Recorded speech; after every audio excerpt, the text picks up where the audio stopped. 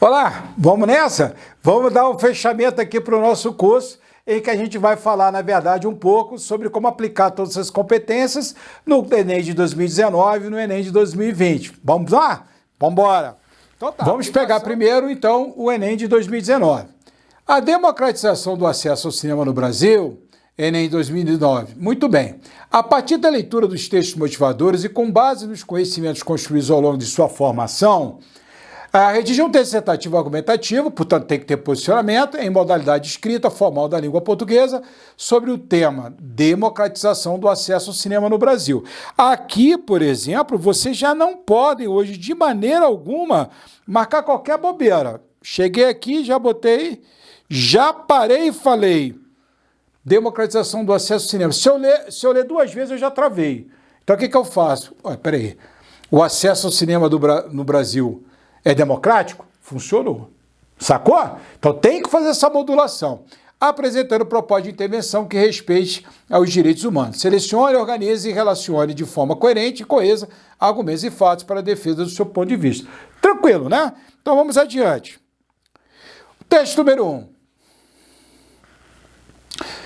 Vamos adiante. Texto número 1. No dia da primeira exibição pública de cinema, 28 de dezembro de 1895, em Paris, um homem de teatro que trabalhava com mágica, Georges Méliès, acho que a pronúncia é essa, foi falar com Lumière, um dos inventores do cinema, queria adquirir um aparelho. E Lumière desencorajou, disse-lhe que o cinematógrafo não tinha o menor futuro como espetáculo. Já pensou, hein? Se tivesse, então, era um instrumento científico para reproduzir o movimento e só poderia servir para pesquisas. Mesmo que o público no início se divertisse, com ele seria uma novidade de vida breve, logo cansaria.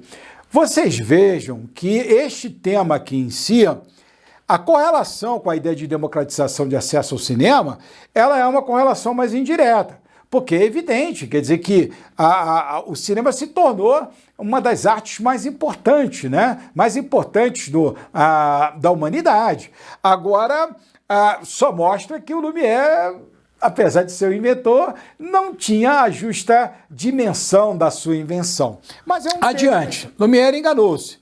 Como essa estranha máquina de austeros cientistas virou uma máquina de contar história para enormes plateias, de geração em geração, durante já quase um século. E aí, a referência, né? E é verdade, a dimensão do cinema é uma coisa inacreditável. Muito bem, texto 2. Edgar Morin, define o cinema como uma máquina que registra a existência, quer dizer, e a restitui como tal, porém levando em consideração o indivíduo, ou seja, o cinema seria um meio de transpor para a tela o universo pessoal, solicitando a participação do espectador. Bacana, né? Muito bacana. Então, aqui está bem claro que existe um processo dialético do cinema com o espectador, quer dizer, as pessoas se transpõem para a telinha, né? Desculpa, a telona, né? Telinha não, para a telona. Então, esse processo dialético, ele existe. Aqui, muito bem, vamos a esse segundo texto aqui, eu até peço desculpa, não está muito nítido, mas dá para vocês acompanharem. Lembra-se que ainda há pouco falei de que a importância desses cartazes no Enem? Olha só que interessante, para vocês ficarem ligados na fita, porque aqui você tem realmente muitos elementos. Olha, vamos ler isso aqui com calma. Da telona para as telinhas, então vamos ver.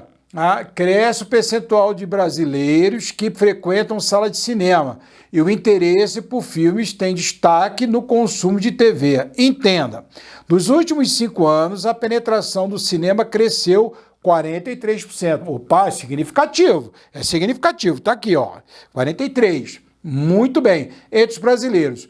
88% dos telespectadores assistem a filmes na TV regularmente. Então está dizendo que de quem está lá no cinema, 88% assiste também televisão. 19% dos telespectadores de filmes na TV não vão ao cinema. Então você tem 20% da população que não vai ao cinema. Interessante. 17% da população brasileira frequenta o cinema. Poxa, é pouco, não é verdade? É pouco. 95% dos que foram ao cinema assistem a filmes na TV. Então veja o seguinte, você tem 88% dos espectadores do cinema assistem filmes da TV e 95% dos que foram ao cinema assistiram ou assistem a filmes da TV.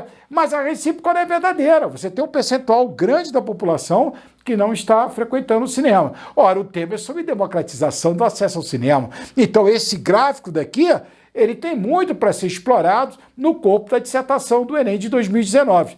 Estão sacando como é que o processo está sendo dialético? Esse é o X da questão. Por isso que não precisa de esquema, não precisa de receita de bolo. É ensinar vocês a pensarem, a dialogarem com os textos motivadores. Vamos adiante. Texto 4. O Brasil já teve um parque exibidor vigoroso e descentralizado.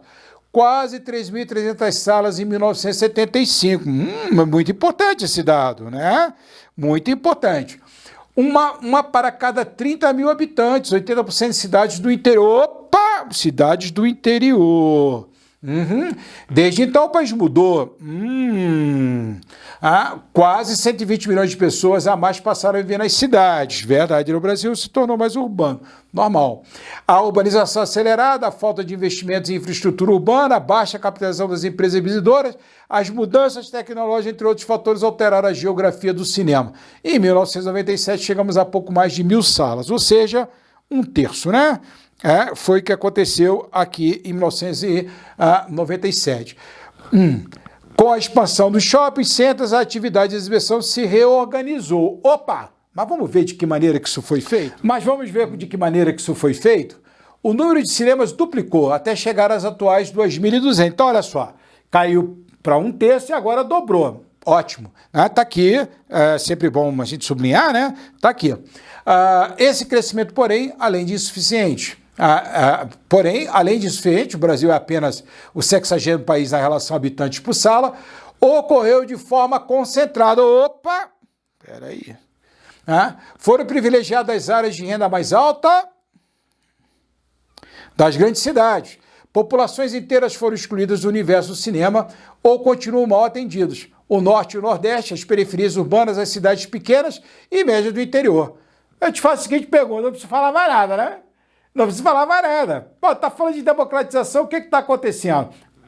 Recuperou. O número de salas aumentou, duplicou, mas estão concentradas. Então, o acesso ao cinema não é democrático. E é aquilo que eu falei. É complicado defender que tá? Este é um tema complicado, não dá para fazer aquele meio termo da manipulação.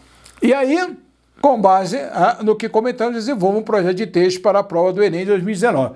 Francamente falando, acho que vocês não teriam dificuldade, mas não teriam mesmo. Vamos dar uma olhada no Enem de 2020? Bora lá. Olá, vamos dar uma olhada no Enem de 2020? Olha, é sempre bom trazer para vocês esse quadrinho aqui do projeto de texto. Ele ajuda na hora da prova, né? Não precisa ser exatamente assim, tão sofisticado, mas ele ajuda. Por exemplo, introdução, né? Qual é o meu posicionamento, por que eu tenho esse posicionamento, e ali a seletividade de argumentações, né? Primeiro para desenvolvimento, se eu tenho alguma citação, se eu não tenho, expansão do primeiro argumento. Segundo para desenvolvimento, se eu tenho alguma citação ou não, expansão do segundo. E a conclusão com proposta de intervenção. Isso ajuda. Eu tenho usado muito esse sistema também para meus alunos de concurso público e isso se transforma num checklist. E esse checklist, ele facilita muito na hora da prova, porque eu passo a ter uma visão mais sequencial do meu texto. Então, eu vou fazer minha introdução? Vou. Mas eu vou me posicionar? Vou. Tenho uma citação? Não tenho. Então, não vou colocar, vou direto. Então, isso é muito importante. O segundo primeiro parágrafo, lembrei de uma citação, dá para colocar. Muito bem, o que eu quero tratar do segundo parágrafo? Eu quero explicar dessa concentração do cinema, por exemplo, no caso de 2019. Aí o que eu quero dizer? Não, eu quero mostrar que, mais uma vez, as classes menos favorecidas estão prejudicadas. Então, isso ajuda como projeto de texto. Vamos lá.